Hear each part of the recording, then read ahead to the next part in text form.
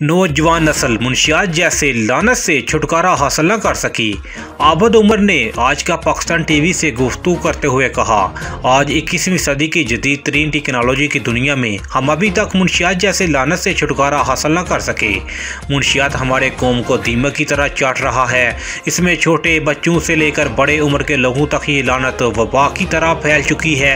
हम दुनिया की तरक्की की दौड़ से दूर हो चुके हैं। हम ऐसे माशरे में रहते हैं जहाँ ज़िंदगी की बुनियादी ज़रूरियात मैसर नहीं, लेकिन मुंशियात आसानी से मिल जाती हैं। हमारे माशरे में मुंशियात घर घर, गाँव गाँव और शहर शहर तक लोगों की जड़ों तक घुस चुका है और मुंशियात का दिन ब दिन बड़ी तेज़ी से इजाफा और ख़ुसूसन नौजवान नस्ल का मुंशियात जैसी लानत में दिन ब दिन इजाफा होता जा रहा है।